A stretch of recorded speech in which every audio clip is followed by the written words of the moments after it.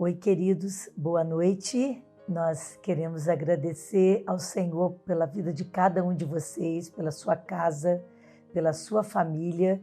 E hoje nós queremos falar sobre como exercer autoridade espiritual dentro da nossa casa. A importância da gente tomar posse da palavra de Deus, daquilo que Deus tem para as nossas vidas nesse dia. A palavra de Deus em Isaías 61, 1 até o 4 diz assim: o Espírito do Senhor está sobre mim, porque o Senhor me ungiu para pregar boas novas aos mansos, enviou-me a restaurar os contritos de coração e proclamar liberdade aos cativos e abertura de prisão aos presos, a pregoar o ano aceitável do Senhor e o dia da vingança do nosso Deus, a consolar todos os que estão tristes e ordenar acerca dos tristes de Sião, que se dê ornamentos por cinza, óleo de gozo por tristeza, vestes de louvor por espírito angustiado, a fim de que se chamem árvore de justiça, plantação do Senhor, para que ele seja glorificado. E edificarão os lugares antigamente assolados e restaurarão os de antes destruídos e renovarão as cidades assoladas, destruídas de geração em geração. O que nós entendemos? O Senhor tem ungido as nossas vidas. Aqui Jesus usa essa mesma palavra lá quando ele estava ministrando na sinagoga. Em Lucas 4 fala sobre isso. Lucas 4, 17 a 20. Então, nós fomos libertos, nós fomos salvos, curados e consolados pelo Senhor para tomar posse de tudo aquilo que foi roubado. Quantas coisas foram roubadas das nossas gerações passadas, dos nossos avós, dos nossos pais, né? Tanta história ruim, às vezes tenta se repetir na nossa geração. Mas aqui fala que o Senhor mudou as nossas vestes e é sobre isso que nós queremos que você tome posse. O Senhor mudou a nossa história. Em Jesus, Ele muda a nossa vida, Ele muda a história da nossa família de origem. Então, tudo aquilo que começou na nossa vida em Jesus não é só para nós. Não é só para a nossa vida individual, mas é para a nossa geração. O Senhor quer limpar, o Senhor quer santificar e todos os lugares antigamente assolados, o Senhor quer mudar a história. O que era triste numa casa ou numa família, o Senhor vai tirar o pranto e vai trazer uma alegria, porque só Jesus pode fazer isso. Ele é o nosso consolador, Ele é aquele que sara as nossas feridas, Ele é aquele que muda a nossa história, né? E nós queremos, como igreja, que você tome posse disso, que você se aposse da palavra, da promessa de Deus, daquilo que a Bíblia tem para as nossas vidas. O projeto de Deus começa na nossa vida e na nossa família. O que tem sido assim repetitivo na tua família?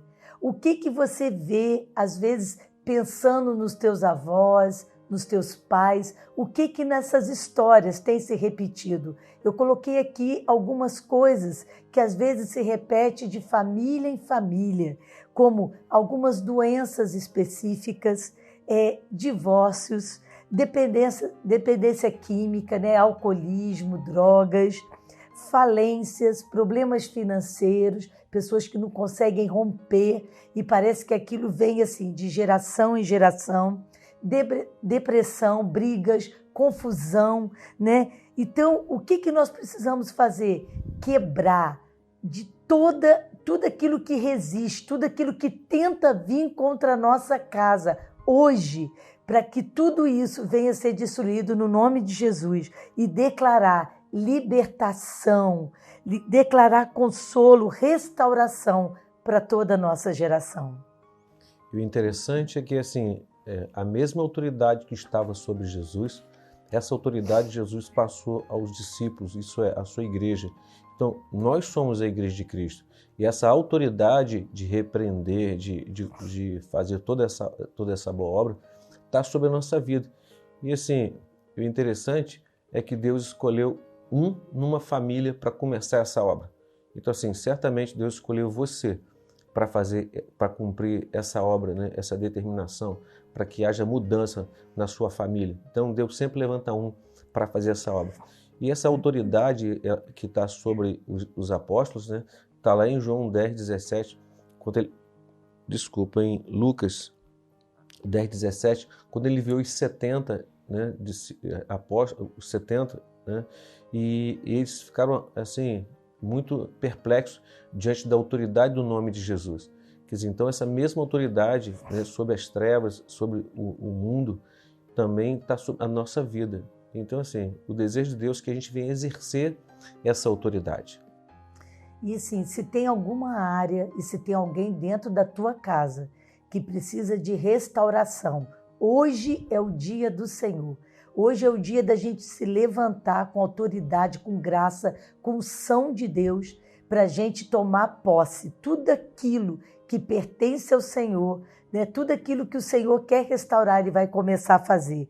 Em Efésios 6,12 diz assim, que a nossa luta não é contra carne e sangue, a nossa luta é contra principados e potestades do mal, que tenta destruir, né, os planos de Deus para dentro da nossa família. Então a tua luta não são contra aquelas pessoas que estão ao teu redor, que estão dentro da sua casa e que estão passando algum tipo de dificuldade, algum problema. O nosso papel é nos posicionarmos diante do Senhor, dobrar o nosso joelho, mudar a história da nossa casa, mudar a história da nossa família, para que a gente veja essa questão sendo vencida de geração em geração. E tudo aquilo que foi o passado, tudo aquilo que tentou nos prender no passado, né? Isso não vai vir sobre a nossa casa. É dar um basta, um chega a todo lado ruim que tenta vir sobre as nossas famílias. Jesus chegou na nossa vida para mudar a nossa história e mudar a história da nossa geração.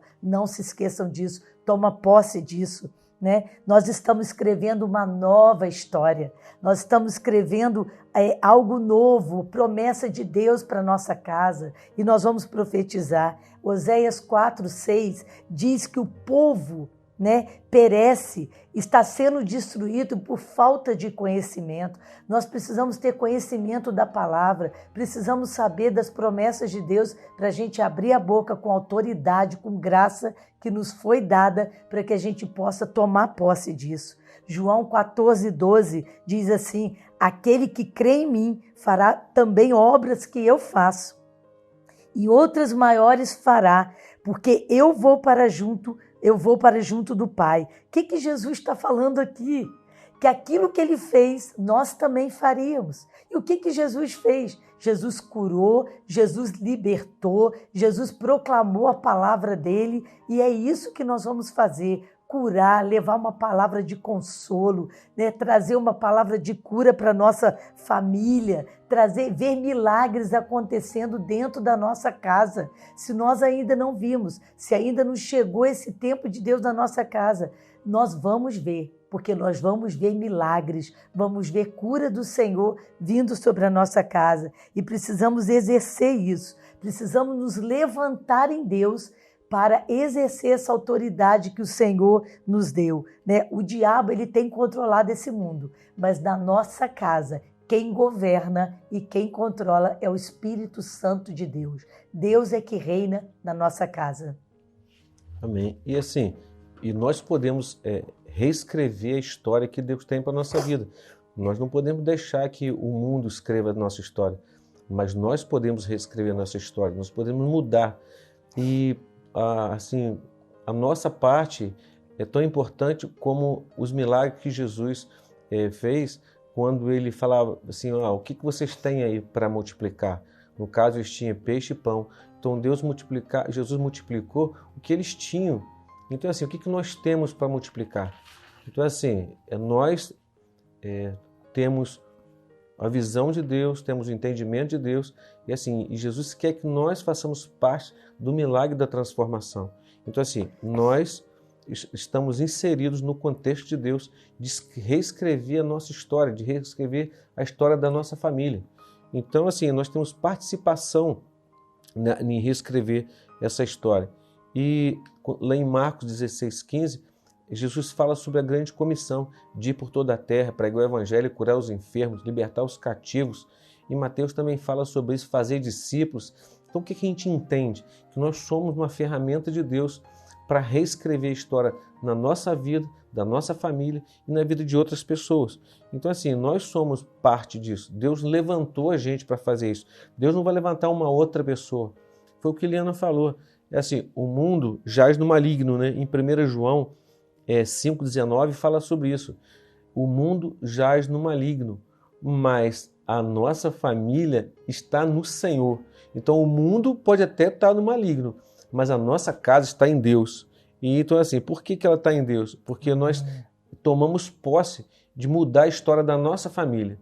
Nós tomamos decisão de mudar a nossa história. Nós não podemos mudar a história dos nossos pais, porque era eles que tinham essa missão de mudar a história deles e mudar a nossa geração.